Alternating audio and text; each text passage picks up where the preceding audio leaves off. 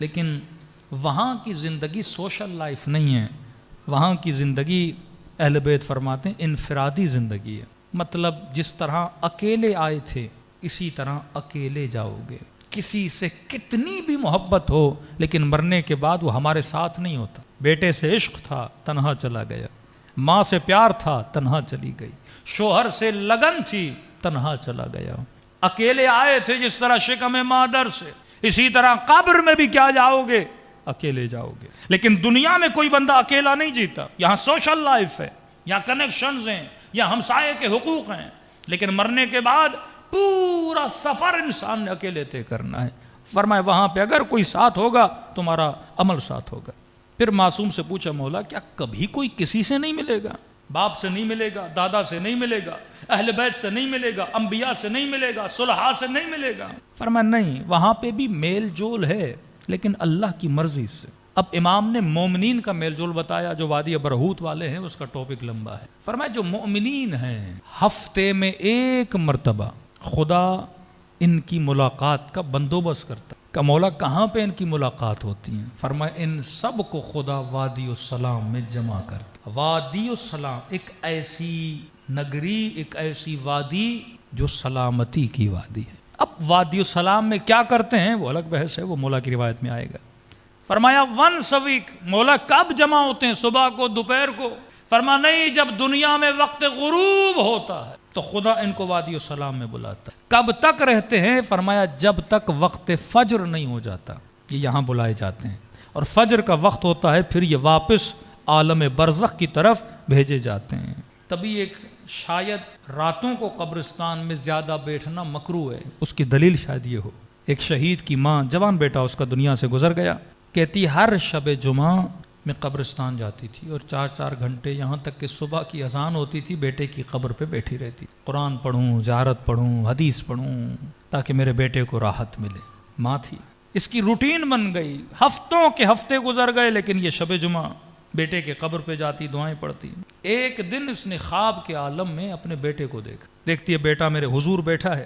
اتنے میں دیکھتی ہوں دوسرے مومنین کی ارواح ہیں اور گویا وہ سامان سفر باندھ رہے ہیں، تیاری کر رہے ہیں کہیں پہ جانے کی. تو میں نے بیٹے سے پوچھا میرے لال یہ سب کہاں جا رہے ہیں؟ کہا ماں یہ سارے وادی السلام جا رہے ہیں. ہر شب جمعہ اللہ مومنین کی ارواح کو وادی السلام بلاتا ہے. کہا ہے کیا وادی السلام میں؟ کہا یہ سب علی کی ملاقات کو جا رہے ہیں.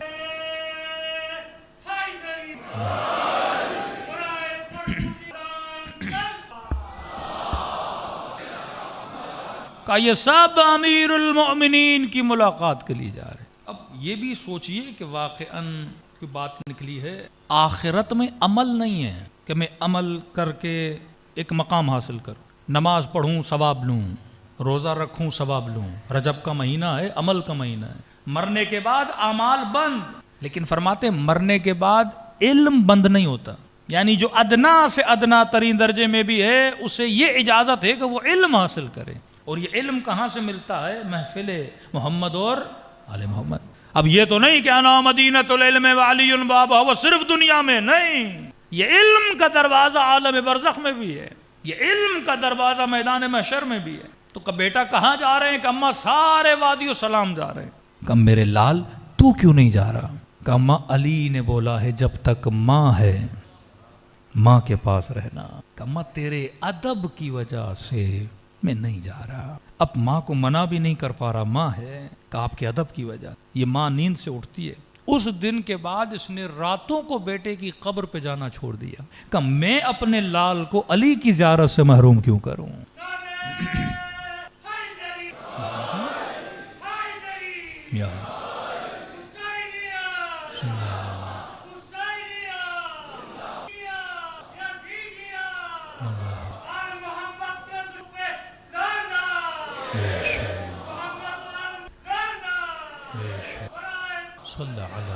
محمد کہ میں اپنے لال کو کیوں محروم کروں امیر المومنین کی زیارت سے؟ اب اس کے دلیل میں بہار کی ایک روایت ہے.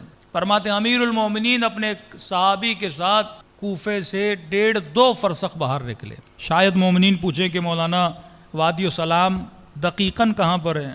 کیونکہ نجف جو ہے وہ آج نام رکھا گیا. امیر کے زمانے میں نجف کا کوئی نام نہیں تھا. یہ تو قبر امیر المومنین کے انکشاف کے بعد نام رکھا نجف اشرف، لیکن پہلے تو کوفہ تھا. فرماتے ہیں 1.5 فرسخ کوفے سے باہر نکلے تو مولا کا صحابی کہتا ہے تا حد نگاہ قبریں ہی قبریں تھیں. اور میں نے کہا مولا یہ کون سا مقام؟ امام نے فرمایا یہ وادی السلام ہے.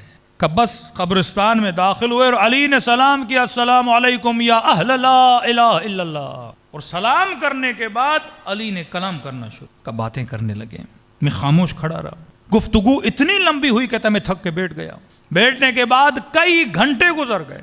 بالآخر مجبور ہو کے میں نے کہا یا علی آپ بھی بیٹھ جائیے، میں بھی بیٹھ کے تھک گیا ہوں. مولا اتنے گھنٹے کس سے کلام کر رہے ہیں؟ امام نے فرمایا میرے صحابی اگر تیری آنکھوں سے خدا پردے ہٹائے تو حلقاً حلقہ تو گروہ لاکھوں مومنین کو دیکھے جو وادی السلام میں بیٹھے ہیں اور میں علی تقسیم علم کر رہا ہوں. فرمایا ہر شب جمعہ، جب بھی شب جمعہ ہو، وہ انبیاء ہوں، وہ اولیاء ہوں، وہ صالحین ہوں، وہ سارے وادی السلام میں جمع ہوتے ہیں. اب سوال یہ کیا یہ وادی السلام زمین کا حصہ ہے؟ نہیں، ایک تمثیل ہے وادی السلام جہاں پہ ساری ارواح کو حاضر کیا جاتا ہے اور اہل بیت کی محفل ہوتی ہے. تبھی ہر مومن کی ایک تمنا رہی ہے کہ میری قبر کہاں ہو؟ وادی السلام میں. اب کسی نے کہا مولانا یہ اتنا آسان تو نہیں، اب ہر بندہ وادی السلام میں دفن ہو اور دنیا میں کروڑوں مومنین، تو زمین کم پڑ جائے نا. تو کسی نے میرے چھٹے امام سے کہا کہ مولا میرا بھائی بغداد میں ہے اور پتہ چلا ہے کہ بیمار ہے. حکیموں نے جواب دیا ہے مولا مجھے خوف ہے کہیں بغداد میں مر گیا تو میں اسے وادی السلام میں دفن نہیں کر پاؤں گا. امام نے فرمایا گھبراؤ نہیں، ہمارا چاہنے والا دنیا کے کسی بھی کونے میں مر جائے، کہیں بھی دفن کر دیا جائے، اللہ حکم دیتا ہے کہ اس کے بدن کو وادی السلام کی طرف بھیجا جائے.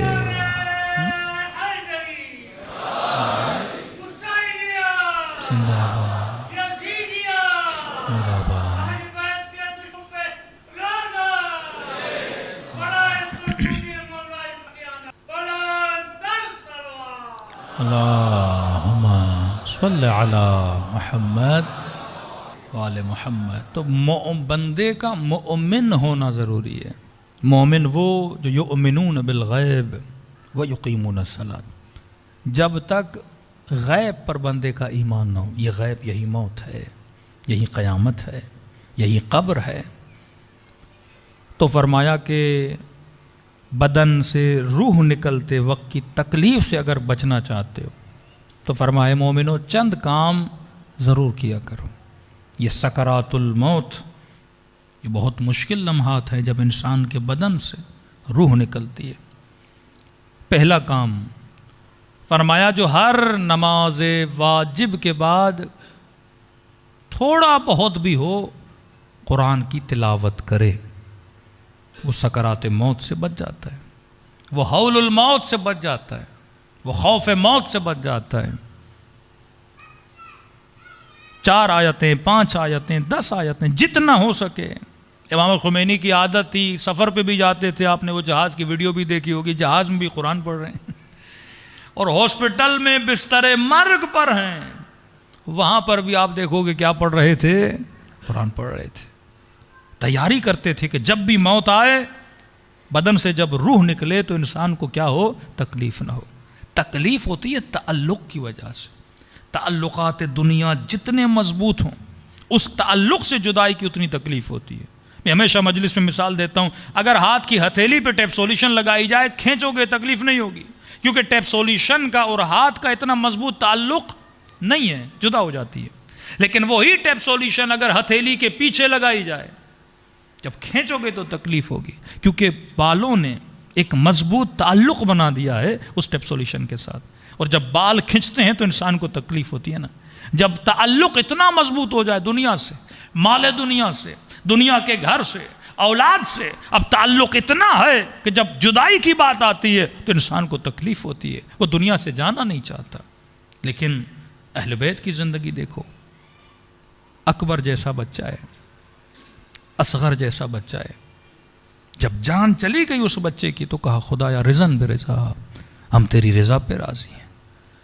چھٹے امام کا جناب اسماعیل سے میرے مولا نے اتنا محبت کی تھی، روایات ملتی ہیں اتنے پسند تھے ان کو جناب اسماعیل کہ امت کے ایک بڑے گرو کو شک ہوا کہ امام کے بعد یہ امام بنے گا. صحابی کہتا ہے میں مولا سے خیریت دریافت کرنے آیا کیونکہ ڈیلی امام کے گھر پہ حکیموں کا آنا جانا تھا. جب امام سے ملا تو کیا دیکھا؟ چہرے پہ اطمینان، پریشانی نہیں. میں نے کہا مولا یہ لگتا ہے کہ آپ کا بیٹا ٹھیک ہو گیا ہے. امام نے کہا نہیں، انا للہ و انا الیہ راجعون، بیٹا دنیا سے جا چکا ہے. کہ مولا سمجھ نہیں آتی، جب تک زندہ تھا پریشان تھے، کبھی یہ حکیم، اور بیٹے کے جانے کے بعد ایک سکون مل گیا. فرمایا اولاد اللہ کی امانت ہے، جب تک ہمارے پاس ہے ان کا خیال رکھنا واجب ہے کیونکہ امانت الہی ہے. بیٹا بیمار تھا، میں نے تک و دو کی کہ بچ جائے، لیکن جب اس نے اپنی امانت واپس لی، میں کون ہوتا ہوں شور کرنے والا؟ یہ تو میرا تھا ہی نہیں، اللہ کی امانت تھی. تو جب تک چیز ہاتھ میں ہے خیال کرو. جب دنیا سے چلی گئی اب اس پہ اتنا رونا اور گریہ کرنا انسان کے لیے مناسب نہیں ہے. اب رونا محبت میں آتا ہے، وہ انسان کی فطرت کا تقاضا ہے، لیکن اس رونے سے اچھا ہے اس بیٹے کے لیے انسان قرآن پڑھے نا، اس رونے سے اچھا انسان زیارت عاشورہ پڑھے.